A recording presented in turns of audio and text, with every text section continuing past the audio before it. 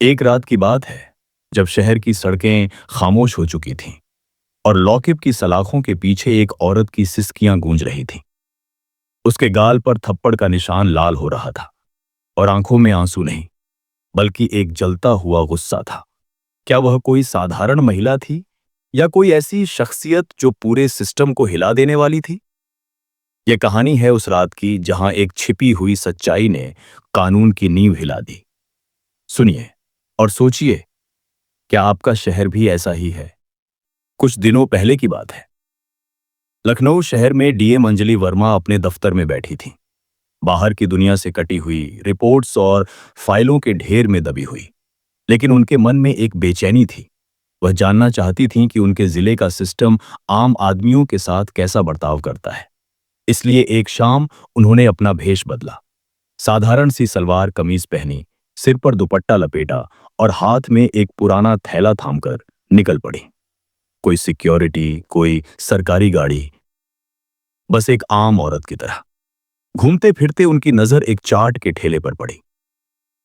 ठेला चला रहा था रामलाल, एक मध्यम उम्र का आदमी जो तेजी से समोसे और चटनी परोस रहा था। उसके माथे पर पसीना था, लेकिन चेहरे पर मेहनत की संतुष्टि चमक रही थी। अंजलि ठेले के पास रुकी और बोली, भैया, एक प्लेट समोसा चाट लगाना।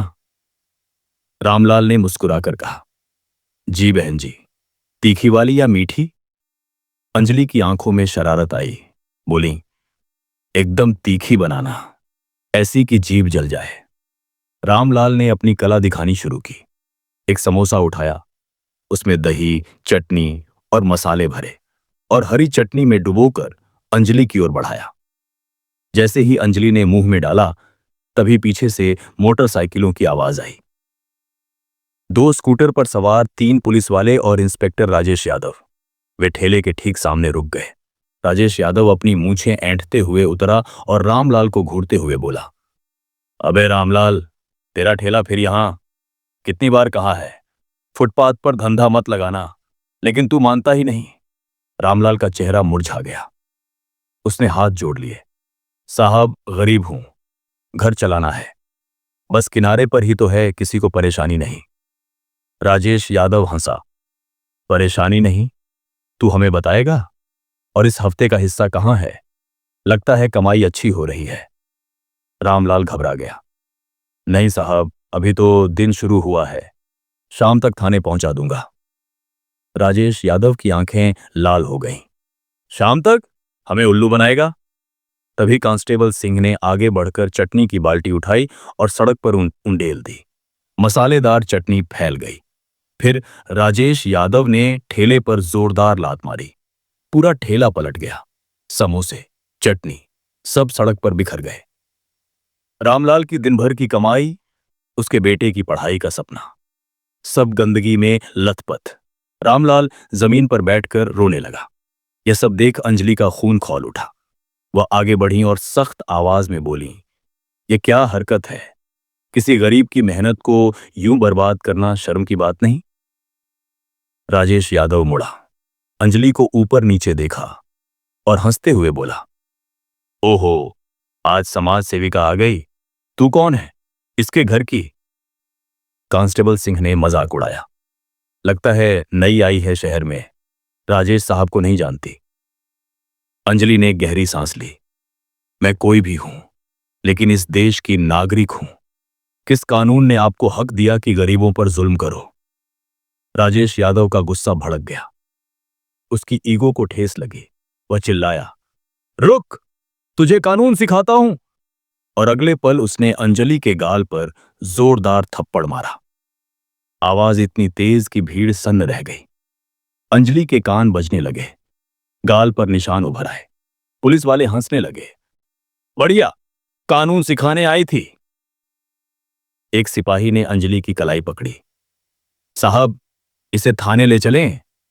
राजेश यादव बोला, हां, घसीट कर ले चलो। भीड़ मूक दर्शक बनी रही। अंजलि को लगा अब पहचान बतानी चाहिए, लेकिन फिर सोचा, अगर अब बता दिया तो ये डरकर बदल जाएंगे। लेकिन आम आदमी का क्या, जो रोज जुल्म सहता है, उसने फैसला किया। देखूंगी ये कहां तक गिरते हैं। उसे धकेलते हुए गाड़ी में बिठाया गया।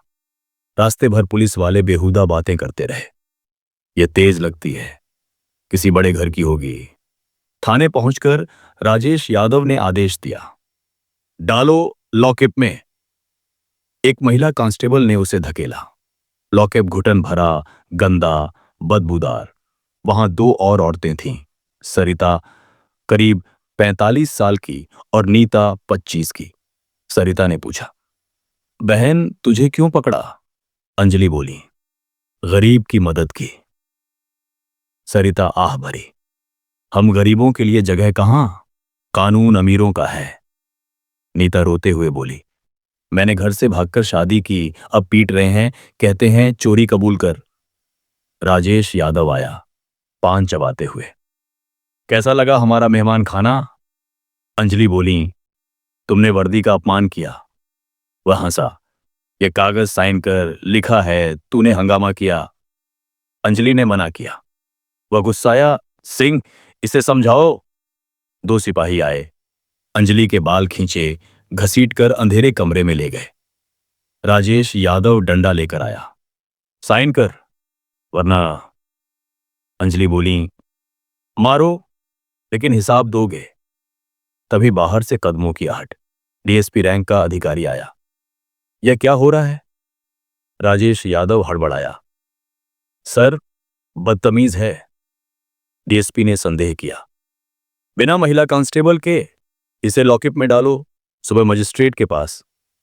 अंजलि बच गईं, लेकिन रात भर मच्छर, बासी खाना, सिसकियां। वह सोचती रहीं, यह सिस्टम की हकीकत है। सुबह राजेश यादव आया, तेरी जमानत हो गई, निकल। अंजलि चौंकी, किसने? किसी रिपोर्टर ने। बाहर रिया नाम की रिपोर्टर कैमरा लिए खड़ी थी। राजेश यादव ने धकेला, लेकिन अंजलि रुकी। थाने में एक बूढ़ी औरत गिड़गिड़ा रही थी, मेरे बेटे को छोड़ो। दरोगा धमका रहा था। अंजलि का सब्र टूटा। वह मुड़ी, inspector Rajesh Yadav, constable Harpal Singh, constable Govind, constable Pandey. सबके चेहरे पीले। अंजलि ने फोन निकाला, स्पीकर पर कमिश्नर को लगाया। कमिश्नर साहब, अंजलि वर्मा बोल रही हूं, मैं थाने में हूं, रात लॉकअप में गुजारी। कमिश्नर घबरा गए, मैडम मैं पहुंचता हूं। थाने में सन्नाटा। राजेश यादव कांपते हुए, आप कौन? अंजलि बोली, मैं अंजलि वर्मा हूं, इस जिले की डिस्ट्रिक्ट मजिस्ट्रेट। सबके होश उड़ गए। 5 मिनट में सायरन, एसपी, एसएसपी आए, सैल्यूट ठोके। अंजलि ने सब बताया। राजेश यादव घुटनों पर गिरा, माफ कर दो। अंजलि गर्जी, तुमने मुझे पीटा क्योंकि मैं आम लगी, अगर डीएम न होती तो क्या? उन्होंने आदेश दिया, इन्हें सस्पेंड करो, एफआईआर दर्ज। रामलाल का नुकसान भरपाई इनकी सैलरी से। सरिता और नीता को रिहा करो। बाहर मीडिया, भीड़। रामलाल रोता हुआ।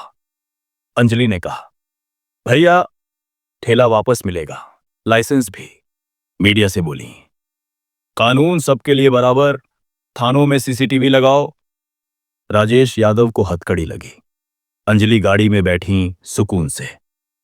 यह लड़ाई जारी थी, लेकिन एक नई सुबह थी, इंसाफ की।